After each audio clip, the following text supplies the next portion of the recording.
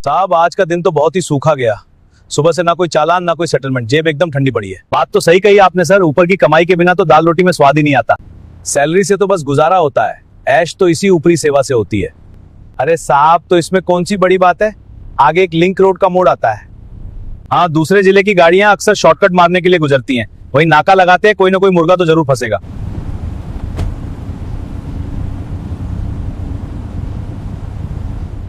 सुरेश, गाड़ी आगे link road बरगद के पेड़ के नीचे लगा, आज असली चेकिंग होगी। जी साहब। कागज बाद में देखेंगे, पहले चेहरा देखेंगे कि कौन कितना दे सकता है।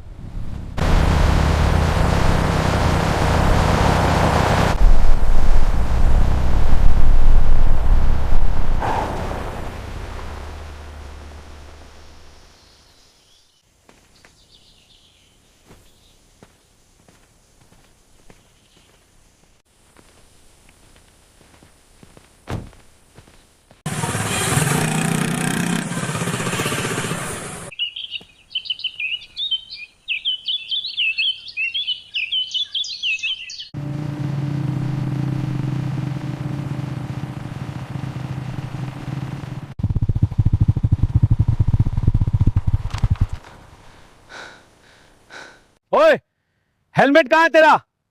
और बाइक के कागज निकाल।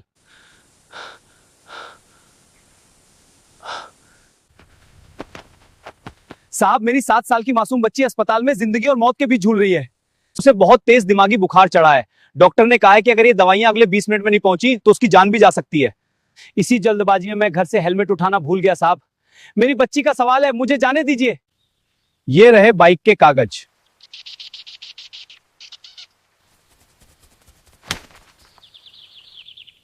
ये बीमारी और बच्चों का बहाना यहां रोज का है।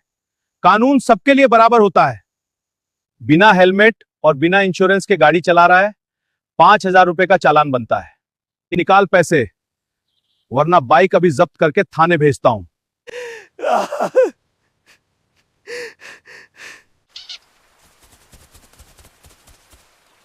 साहब, मेरे पास कुल 2,000 रुपए ही जमा है। ये पैसे भी मैंने पड़ोसियों से उधार मांगकर जुटाए हैं ताकि बच्ची के इंजेक्शन और दवाइयां ला सकूं। साहब, अगर ये पैसे मैंने आपको दे दिए तो मेरी फूल जैसी बच्ची तड़प तड़प कर मर जाएगी। आपके भी बच्चे होंगे साहब, एक पिता का दर्द समझो।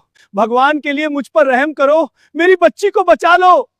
ओए, मुझे बाप बनने की नसीहत मत दे। यहाँ सड़क पर हम ड्यूटी कर रहे हैं, प्रवचन सुनने नहीं आए। या तो 1,500 रुपए निकाल और रफा दफा कर, या फिर पैदल जा अस्पताल और बच्ची को खुदा के भरोसे छोड़ दे। फैसला तुझे करना है, बाइक चाहिए या बच्ची की जान।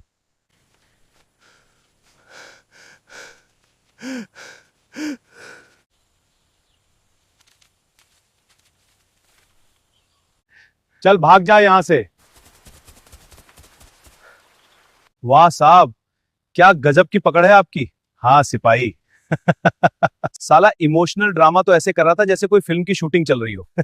पर आपने भी नहले पे दहला मार दिया। 1,500 की बोहनी तो हो गई सर, आज तो शाम की पार्टी का इंतजाम पक्का है। बस अब कोई बड़ी मछली फंस जाए तो मजा आ जाए।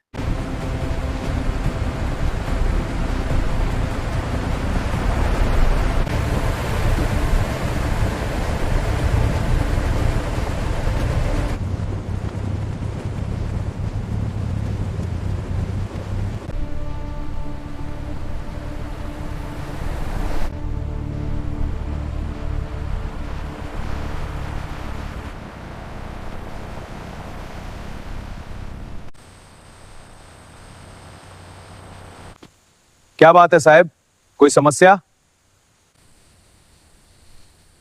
कागज दिखा, लाइसेंस, परमिट, पोल्यूशन और रूट का नक्शा। तुम लोग यहां शॉर्टकट क्यों ले रहे हो? साहब, मुख्य हाईवे पर एक बड़ा एक्सीडेंट हुआ है और वहां घंटों का जाम है। हमें बेस कैंप समय पर रिपोर्ट करना है, इसलिए हमने आधिकारिक अनुमति के साथ यह लिंक रोड लिया है। अनुमति अपनी जेब में रख, यह मेरा इलाका है। यहां से भारी गाड़ी गुजारने का 5,000 रुपए सड़क मरम्मत टैक्स लगता है। चुपचाप निकालो और निकलो। इंस्पेक्टर साहब, मैं कर्नल आदित्य शेखावत हूं। सेना के वाहन किसी भी टैक्स से मुक्त होते हैं और हम ड्यूटी पर हैं। एक जवान के साथ इस तरह का व्यवहार आपको शोभा नहीं देता। ओ, तो तुम इनके सरदार हो? देखो कर्नल साहब, तुम्हारी ये धौस छावनी में चलती होगी, बाहर तुम भी एक आम नागरिक हो। तुम फौजी लोग करते ही क्या हो? सरहद पर बस मुफ्त की रोटियां तोड़ते हो और कैंटीन की शराब पीते हो। असली काम तो हम पुलिस वाले करते हैं, जो समाज को संभालते हैं।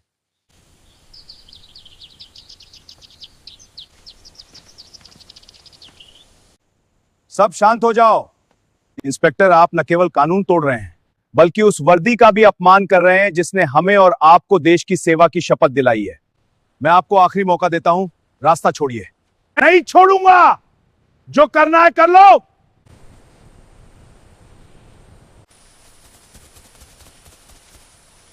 हमें कानून मत सिखाओ कर्नल, हम यहां के राजा हैं। अगर अभी पैसे नहीं दिए तो तुम सबको यही मुर्गा बनाऊंगा और वीडियो वायरल कर दूंगा। अर्जुन, सिग्नल दो।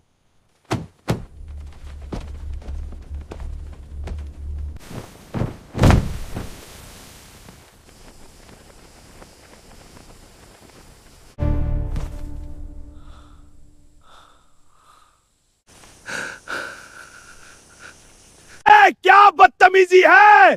तुम पुलिस पर हथियार तान रहे हो। यह बगावत है। बगावत हम नहीं, तुम कर रहे हो इंस्पेक्टर।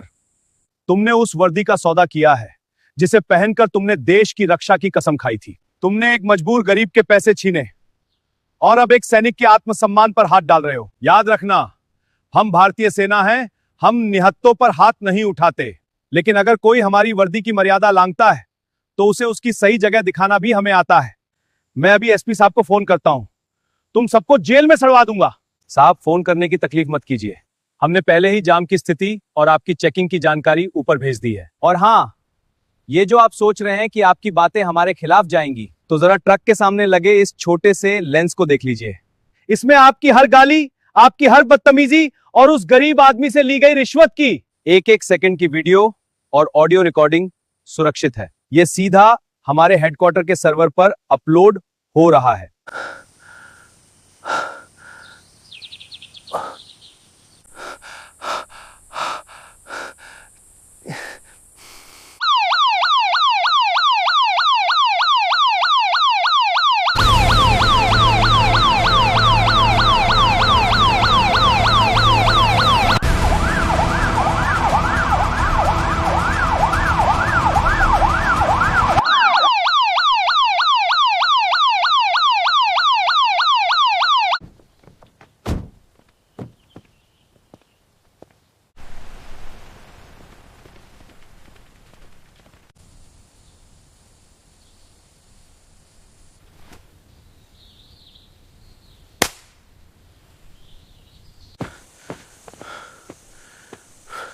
देखिए इन फौजियों को, इन्होंने हमें घेर लिया है। ये बगावत कर रहे हैं, इन्होंने मुझ पर हाथ उठाया।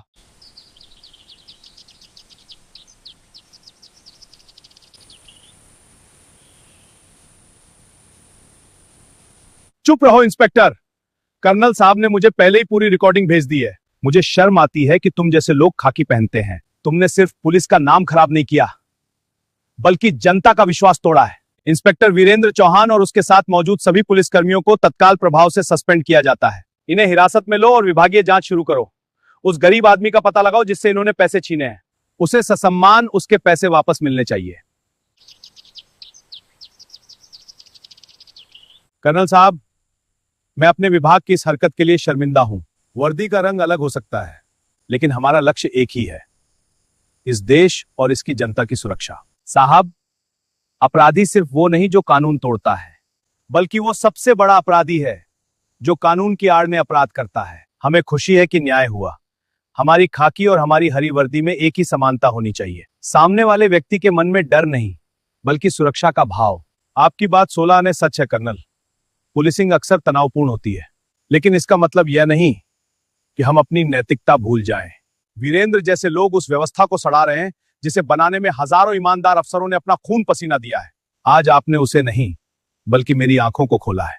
अक्सर हम फाइलों में इतने खो जाते हैं कि जमीन पर क्या चल रहा है ये भूल जाते हैं। भरोसा एक कांच की तरह होता है एसपी साहब, एक बार टूट जाए तो दरारें हमेशा रहती हैं। आज इस सड़क पर जो हुआ वो शायद कल किसी अखबार की सुर्खी न बने, लेकिन उस गरीब आदमी के लिए आज कानून का चेहरा बदल गया। वर्दी का असली रंग वो नहीं जो हम पहनते हैं, बल्कि वो है जो हम अपने चरित्र से दिखाते हैं। उस गरीब आदमी को ढूंढ कर लाया जाए।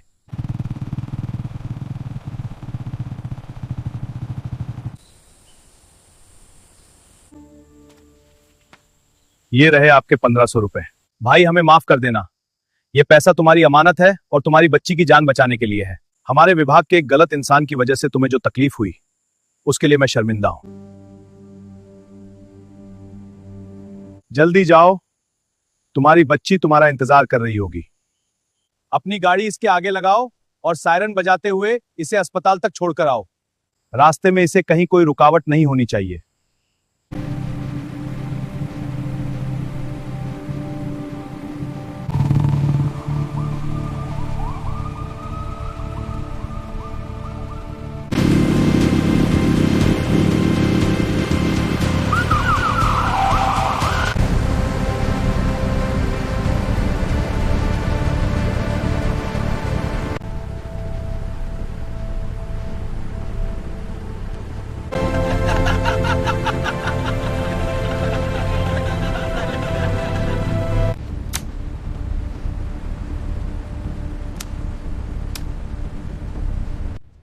बाजी, आज जो देखा वो सोचकर रूह कांप जाती है।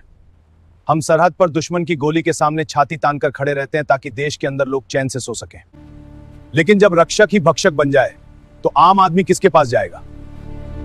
सही कह रहे हो गुरबचन भाई। उस गरीब आदमी की आंखों में जो बेबसी थी वो दुश्मन के खौफ से भी ज्यादा डरावनी थी। सोचो, वो अपनी बच्ची की जान बचाने के लिए पैसे लेकर जा रहा था और यहाँ कानून के नाम पर डकैती हो रही थी। अगर आज कर्नल साहब बीच में ना आते तो शायद वो अपनी बच्ची को खो देता।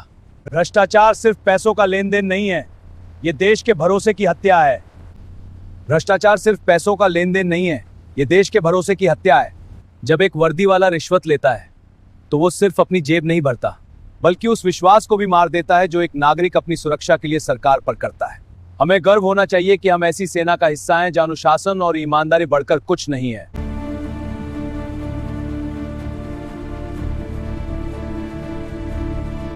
अर्जुन, ब्रेक मार, रुक जाओ। जी सर।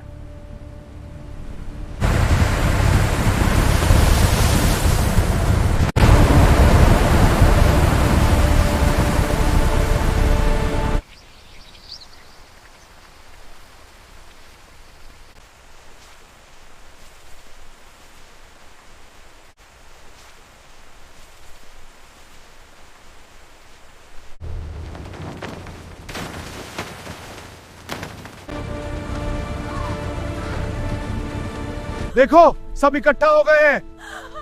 मेरा बेटा बचाओ, क्या करेंगे? खींचो और सोच ले।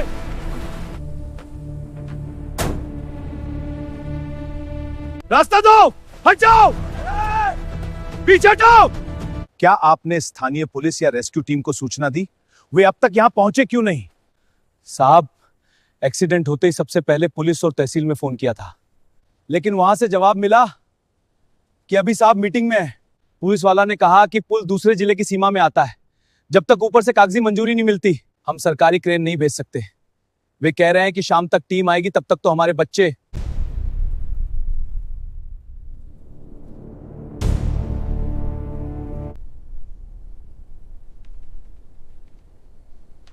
मंजूरी? यहां मौत और जिंदगी के बीच सिर्फ चंद मिनटों का फासला है और उन्हें कागजों की चिंता है। अर्जुन, हमें किसी की मंजूरी का इंतजार नहीं करना है। आर्मी का नियम स्पष्ट है, किसी भी भारतीय नागरिक की जान बचाना हमारा पहला और आखिरी मिशन है। कार्रवाई शुरू करो। साहब, क्या आप बिना परमिट के ये सब करेंगे? हाँ, जरूरत है, कहीं बाद में आप पर कोई आंच ना आ जाए। बाबा, जब सरहद पर दुश्मन गोली चलाता है तब हम हेडक्वार्टर से ये नहीं पूछते कि गोली किस सीमा से आई है। जब बात बच्चों की जान की हो तो कर्नल आदित्य शेखावत के लिए कोई परमिट मान्य नहीं होता। मेरी वर्दी मुझे आदेश देती है, सिर्फ और सिर्फ इंसानियत की ही। टीम, रस्सियां निकालो। अर्जुन, ट्रक को थोड़ा पीछे लो और विंच तैयार करो। गुरोचन, तुम जवानों के साथ वैन के पिछले हिस्से को वजन देकर रोके रखोगे। हमें सिविल अथॉरिटी का इंतजार करने का समय नहीं है। रस्सी को बाहर खींचो। और खींचो। आ गई। ड्राइवर, बाहर क्या हो गया? बाहर क्या लगा हुआ है? ठीक है, मैं दरवाजा खोल रहा हूं। साहब वैन नीचे जा रही है, जल्दी करो साहब, वैन गिर जाएगी। ये वैन को पीछे खींचो, जोर से पीछे खींचो, जोर लगाओ, पीछे मत हटना। ठीक है, धीरे धीरे खींचो, तनाव बनाए रखो, पीछे हट रही है।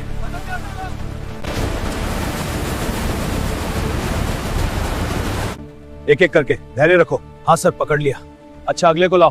मैं डर रहा हूँ। डरो मत बेटा। कमांडर बच्चा दे दो, जल्दी पकड़ो संभाल के। मुझे डर लग रहा है। डरो मत, मैं हूँ। अब दूसरा। मुझे डर लग रहा है। सब बच्चे बाहर आ गए, सभी सुरक्षित हैं।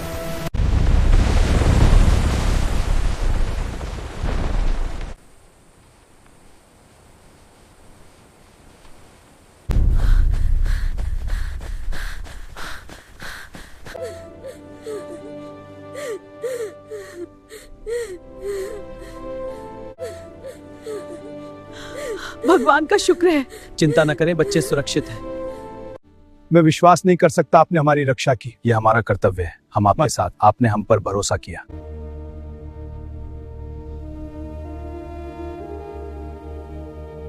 बेटा, आज अगर तुम न होते तो इस गांव के कई घर उजड़ जाते। हमने तो सुना था कि सेना सिर्फ सरहद पर लड़ती है, पर आज देख लिया कि तुम तो साक्षात देवदूत हो। बाबा, सरहद हो या सड़क, वर्दी का धर्म रक्षा करना ही है। हम अलग नहीं हैं, हम आप ही के बीच से आए हैं। धन्यवाद कर्नल साहब, आपने मेरे बच्चे को बचा लिया। चिंता मत करो, भगवान आपका भला करे।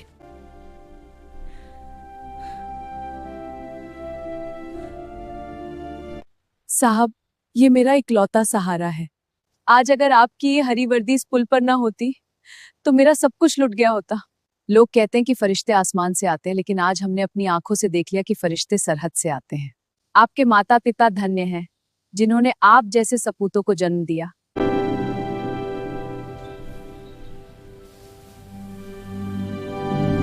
साहब, हम तो पुलिस के पास जाने की हिम्मत भी नहीं जुटा पा रहे थे, क्योंकि पिछले अनुभव कड़वे थे। लेकिन आप लोगों ने बिना किसी स्वार्थ और बिना किसी आदेश के हमारी जान बचाई। आज से हमारे बच्चों के लिए हीरो का मतलब कोई फिल्मी सितारा नहीं, बल्कि भारतीय सेना का जवान होगा। संजू, फर्स्ट एड किट निकालो। वैन का ड्राइवर अभी भी होश में नहीं है और कुछ बच्चों को मामूली खरोंचे आई हैं। जब तक एम्बुलेंस नहीं इसने, हमें इन्हें स्थिर करना होगा।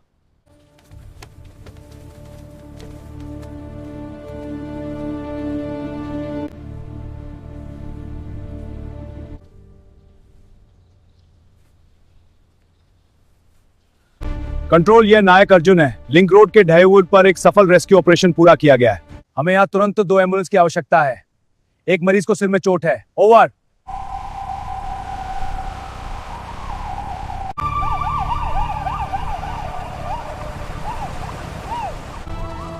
संभल के, धीरे से अंदर रखो, डर मत, सब ठीक होगा। इनका इलाज सबसे अच्छी तरह होना चाहिए। अगर किसी भी चीज की कमी पड़े तो तुरंत हमारे बेस कैंप को सूचित करें।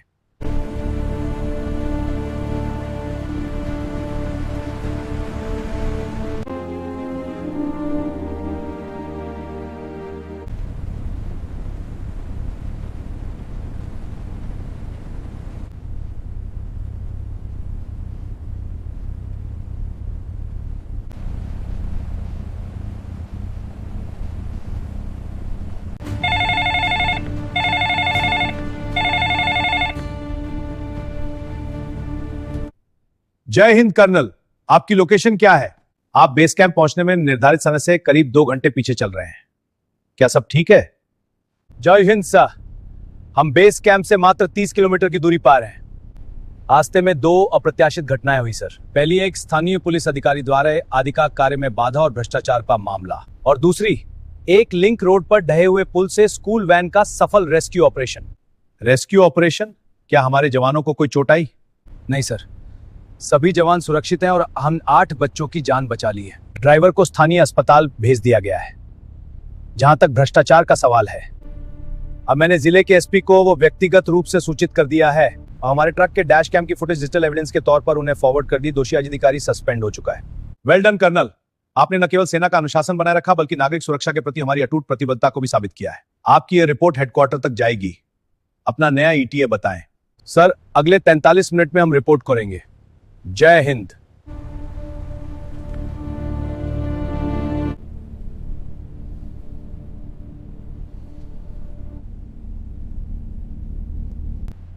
साहब, आज का दिन हमेशा याद रहेगा। आज हमने सिर्फ सरहद की नहीं बल्कि देश के अंदर के भरोसे की भी रक्षा की है। अर्जुन, वर्दी पहनना आसान है, लेकिन उसकी मर्यादा को हर पल जीना ही असली तपस्या है। जी सर, आज हमने उस तपस्या का एक छोटा सा हिस्सा पूरा किया है।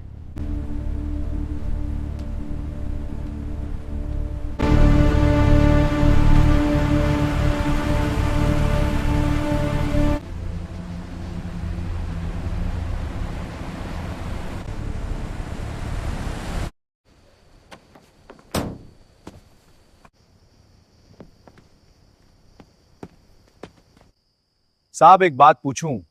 आज जब आप उस वैन की तरफ दौड़ रहे थे और पीछे से पुल गिर रहा था, क्या एक पल के लिए भी डर नहीं लगा? अगर जरा सी चूक हो जाती तो शायद आज हम यहां बेस कैंप में नहीं होते। डर? अर्जुन, डर तो उस दिन मर गया था जिस दिन इस वर्दी को पहनकर कसम खाई थी। डर तो उन पुलिस वालों के चेहरे पर होना चाहिए था जिन्होंने कानून को मजाक बना दिया। जानते हो अर्जुन, असली फौजी वो नहीं है जो सिर्फ दुश्मन की गोली खाए।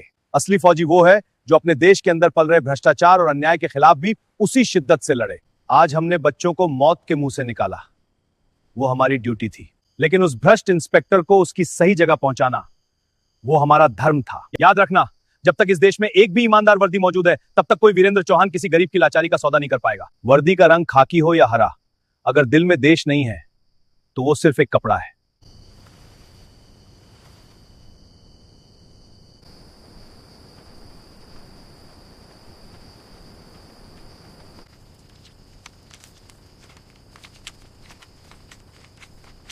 पाजी, सच कहूं, आज की रोटियों का स्वाद ही कुछ अलग है।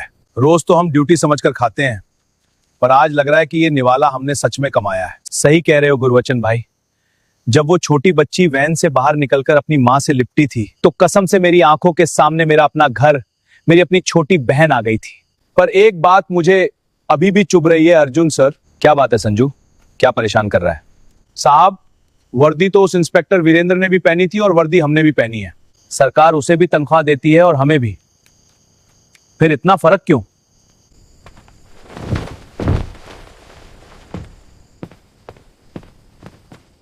बैठ जाओ जवानों, आराम से।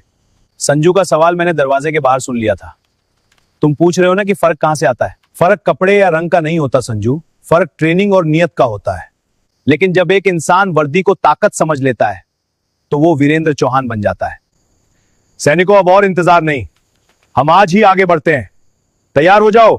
याद रखना टाइगर्स, सरहद पर दुश्मन से लड़ना बहादुरी है, लेकिन अपने ही देश के अंदर बुराई के खिलाफ खड़े होना यह राष्ट्र धर्म है। और आज तुमने अपना धर्म निभाया है। मुझे अपनी टीम पर गर्व है। जय सर, जय सर, जय सर। जहां एक वर्दीधारी ने 1500 रुपए के लिए अपना ईमान बेचा, वहीं दूसरी वर्दी ने बिना किसी लालच के अपनी जान दांव पर लगाकर 7 जानें बचा ली। यही भारत की असली शक्ति है। जब तक सेना के इन जांबाज जैसे लोग हमारे बीच हैं, देश का भरोसा कभी नहीं टूटेगा।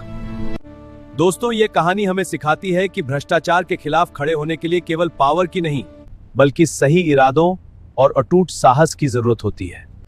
भारतीय सेना के इन जांबाज नायकों के इस जज्बे को हमारा सलाम। अगर आपको सेना और पुलिस की नैतिकता पर आधारित यह कहानी दिल को छू गई हो तो लाइक करें उन जवानों के सम्मान में जो हमारे स्वाभिमान की रक्षा करते हैं। शेयर करें ताकि यह संदेश हर उस व्यक्ति तक पहुंचे वो भ्रष्टाचार के खिलाफ लड़ना चाहता है। सब्सक्राइब करें ऐसी ही और भी प्रेरणादायक और रोंगटे खड़े कर देने वाली कहानियों के लिए हमारे साथ जुड़े रहें। सत्यमेव जयते। जय हिंद, जय भारत।